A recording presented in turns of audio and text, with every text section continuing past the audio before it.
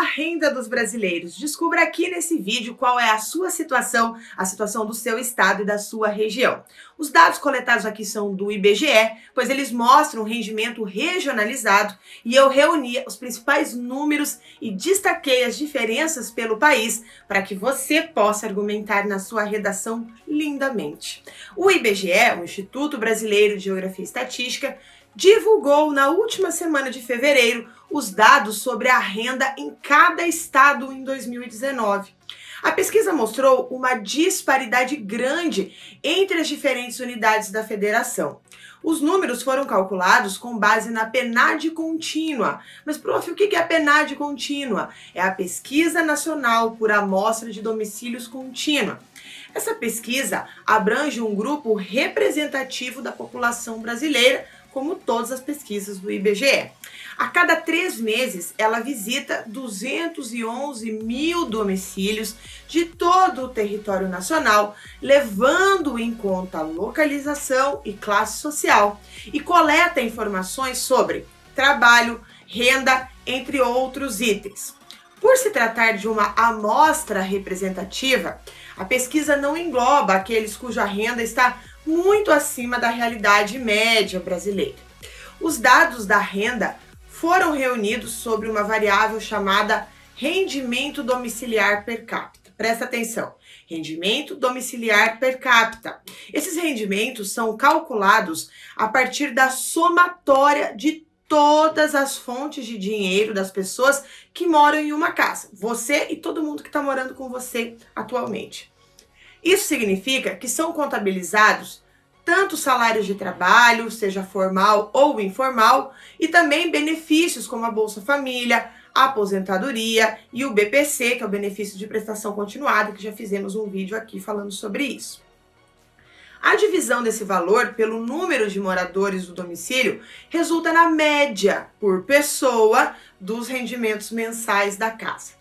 Os números alcançados pelo IBGE, que são relativos ao ano de 2019, revelam uma disparidade na renda dos diferentes estados. Isso não é nenhuma novidade para a gente conhece a disparidade no Brasil.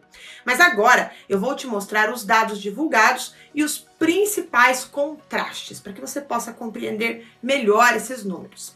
Vamos falar sobre a renda nos estados.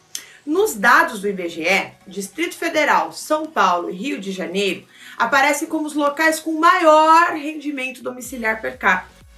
O Distrito Federal, que é o local marcado pela concentração de atividades políticas e institucionais brasileiras, se destaca por ser a única unidade com renda média maior de R$ 2.000, ficando em R$ 2.685. A distância para o segundo colocado, que é São Paulo, é de mais de R$ 700. Ou seja, alguém que mora em Brasília ganha R$ 700 a mais do que alguém que mora em São Paulo. A renda nos estados. No quesito rendimento domiciliar mensal per capita, no topo está quem? Claro, Distrito Federal, São Paulo e Rio de Janeiro. Mas a média no Brasil foi de R$ 1.438. Os com menor renda são os estados do Maranhão e Alagoas, representando o extremo mais pobre do Brasil, com a renda per capita menor que R$ 800. Nesses locais, o rendimento médio foi de R$ 731, R$ 636, respectivamente. O Pará também teve rendimento próximo a R$ 800, ficando em R$ 807 ao mês. Quer entender melhor as disparidades regionais? Então, olha só. Além de mostrar as distâncias entre cada estado, os números do IBGE revelam disparidades expressivas entre as regiões brasileiras no ano de 2019. Em especial, fica evidente o menor rendimento por pessoa em estados do Norte e do Nordeste.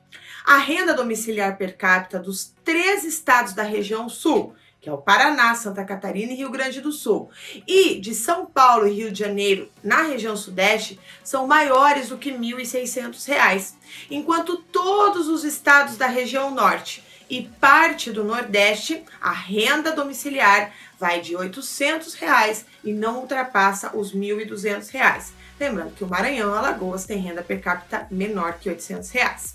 Vamos falar das diferenças regionais? Porque todos os estados do Norte e o Nordeste tiveram rendimentos per capita menores que os estados do Sul, Sudeste e Centro-Oeste em 2019.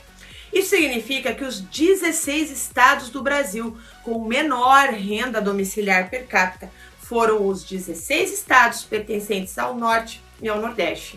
Da mesma forma, as 11 unidades com maior rendimento em 2019 são as que compõem o Sul, Sudeste e Centro-Sul. Vamos entender a situação do Maranhão? Porque você deve estar se perguntando o que acontece com o Maranhão. Bom, então se o Distrito Federal se destaca pela distância em relação ao estado com o segundo maior rendimento, que é São Paulo, o Maranhão aparece no polo oposto. Então o rendimento médio per capita em um domicílio maranhense em 2019 foi quase R$100 menor que o penúltimo estado listado no levantamento, que é o estado do Alagoas. A situação díspar do Maranhão fica ainda mais evidente em algumas comparações com o restante do país. Se você precisa de números para entender essa diferença, é claro que a Prof. Carla trouxe esses números para você. Então olha só, e eu fico muito triste, em falar isso, mas R$803 é a diferença entre a média do que ganhou um brasileiro em 2019 e quanto ganhou um maranhense. A média do país, portanto, foi maior que o dobro do rendimento per capita no Maranhão. 23% foi o tamanho da renda per capita do Maranhão em 2019 em relação ao Distrito Federal. Ou seja, alguém do Maranhão ganhou somente 23% do que alguém no Distrito Federal ganhou. A diferença é de mais de R$2.000. 3 vezes foi a renda per capita do paulista em 2019 em relação ao maranhense. A situação do Maranhão em 2019 não é inédita. Em outros anos registrados pelo IBGE, entre 2012 e 2018, por exemplo, o estado também aparecia em último no ranking nacional de rendimento domiciliar per capita. Por mais que tenha aumentado com mais de 50% nesse intervalo entre 2012 e 2018, o rendimento per capita no Maranhão manteve a distância relativa com os líderes do levantamento. Da mesma forma, o Alagoas também ficou estável como o segundo menor rendimento per capita. Ou seja, a gente já sabe quais são os estados que precisam de maior atuação do governo, mais políticas públicas. Você deve estar se perguntando, mas e o trabalho, professora? Qual é a correlação com o trabalho? Então vamos lá, porque eu também vou te responder isso. O rendimento domiciliar per capita de 2019 apresenta correlação com a situação no mercado de trabalho em cada um dos estados. Isso significa que os estados que houve maior taxa de desemprego, maior taxa de informalidade e maior proporção de trabalho por conta própria mostraram rendimentos menores.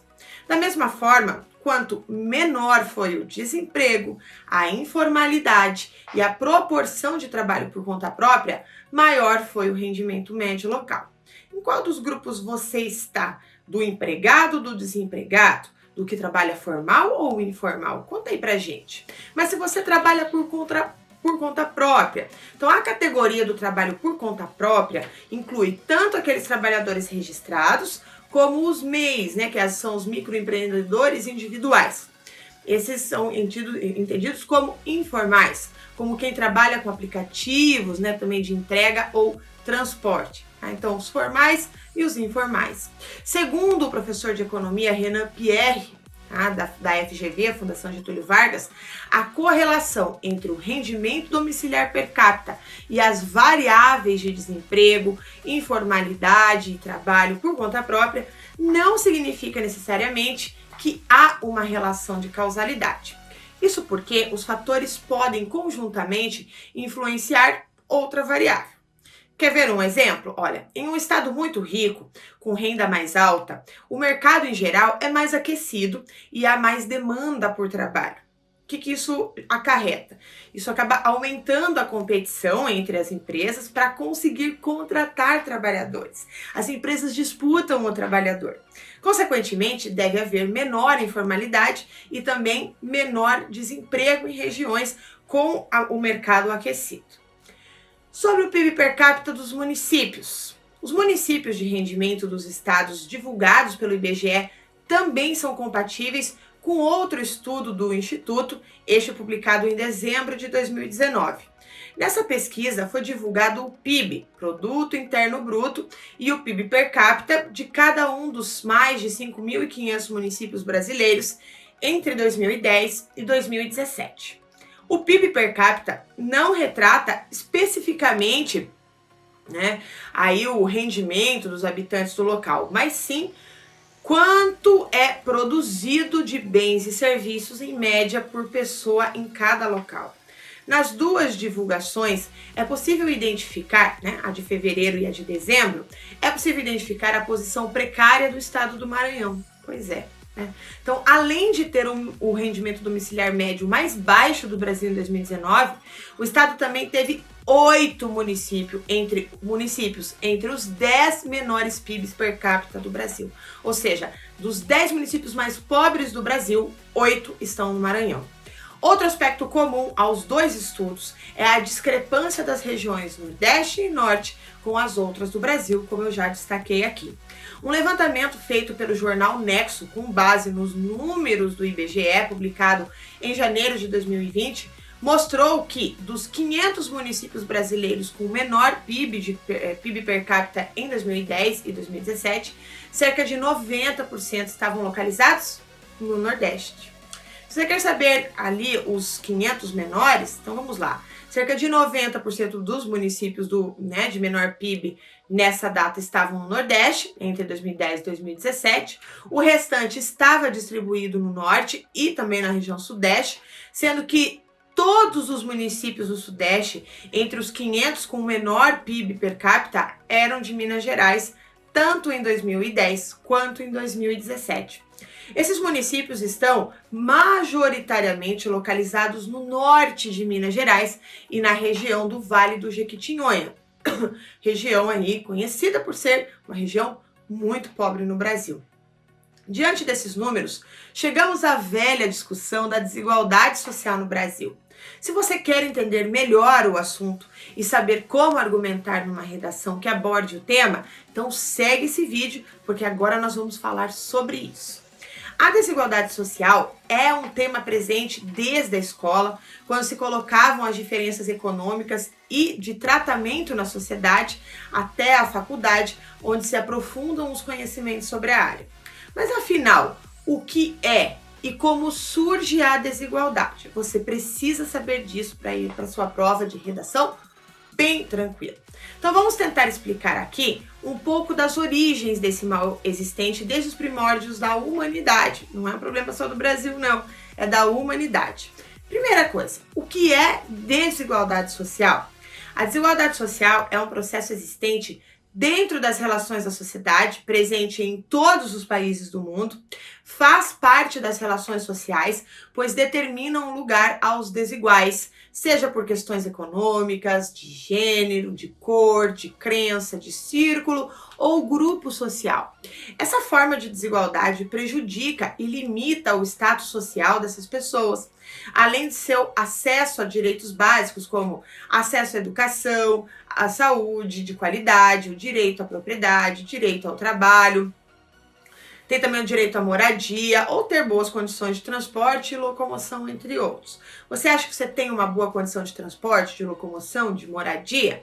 Bom, sociedades em que as pessoas são diferentes optam por vestir roupas de determinado jeito ou viver sua vida de maneiras diferentes não são formas de desigualdade.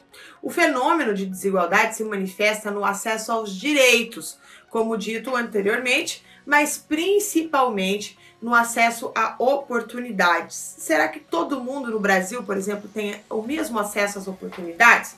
Comenta aí. Bom, mas de acordo com Rousseau, a desigualdade tende a se acumular. Então, olha só que você pode citar na sua redação. Logo, determinados grupos de pessoas de classes sociais e econômicas mais favorecidas têm acesso a boas escolas, boas faculdades e, consequentemente, bons empregos. Ou seja, vivem, convivem e crescem num meio social que lhe é disponível. É um ciclo vicioso. Esses grupos se mantêm com seus privilégios e num círculo restrito, relacionando-se social e economicamente por gerações a fio. Tanto é que eles se casam, né, entre si. A grande questão é o que fazem aqueles que estão à margem dessa bolha social? É uma pergunta boa, não é? O que você acha sobre isso? Vamos falar sobre a perpetuação da desigualdade. As pessoas que são marginalizadas sofrem os maus efeitos da existência dessas bolhas sociais e econômicas, sem lhes ser concedidas oportunidades de vida, de estudo e de crescimento profissional da mesma maneira que as outras pessoas. Nesse sentido, quem é da família pobre tem menos probabilidade de ter uma excelente educação, uma excelente instrução. Assim, com baixo nível de escolaridade, terão destinados a si certos empregos, vamos dizer assim, sem grande prestígio social e com uma remuneração, consequentemente, modesta, mantendo seu status social intacto. Ou seja, ele não se movimenta, não existe mobilidade social ou baixa mobilidade social. Por essa razão, a meritocracia, por muitos, pode ser considerada um mito.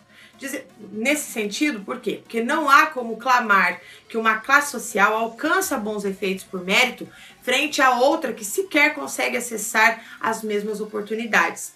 Um princípio do direito prega em tratar os iguais como iguais e os desiguais como desiguais, com o intuito de reconhecer como a força das vivências, dos locais, de origens, né, e da vida social tendem a se manter os mesmos por décadas. E aí, você acredita na meritocracia nessa circunstância? Comenta aí no nosso vídeo. Agora, Carla, como surge a desigualdade social? Porque vários teóricos e pensadores buscam entender esse fenômeno que assola boa parte dos países do mundo hoje. Boa parte deles, em suas teorias, culpa a existência da desigualdade social num vértice comum, a concentração do dinheiro, ou seja, a má distribuição de renda, que foi o que a gente viu lá no começo do nosso vídeo. Sendo a desigualdade social, né, o fruto da concentração de dinheiro e poder a uma parte muito pequena da população. Aqui resta a grande parcela da sociedade é dividir o restante. Algumas causas da desigualdade social. Você saberia citar alguma dessas causas? Se você não sabe ainda, agora você vai saber. Você poderia citar na sua redação a má distribuição de renda e concentração de poder, a má administração de recursos, principalmente os públicos, né, os recursos públicos, lógica de mercado do sistema capitalista, quanto mais lucro para as empresas e os donos da empresa, melhor. Também a falta de investimento nas áreas sociais, né, na área da cultura, em assistência a populações mais carentes, em saúde, educação. Também a falta de oportunidade de trabalho são alguns dos elementos que você pode citar na sua redação como causas aí da perpetuação da desigualdade social. Certo? Espero que você tenha gostado do vídeo, que você tenha aprendido muito com ele. Não se esqueça de, ao final desse vídeo, fazer uma redação, colocar os dados que foram mostrados aqui para você, porque aproveita que a professora Carla está sempre aqui te ajudando, falando sobre coisas importantes que pode aparecer na sua redação. Agarra isso com seus braços, com as suas mãos, com suas pernas, com tudo, tá? Com tudo, e vai lá e faz a sua redação, brilha na sua redação, passe na sua prova, tire uma nota altíssima na redação, vai lá para 1000% da sua redação e depois me chama para sua formatura, beleza? Um grande beijo e até a próxima dica.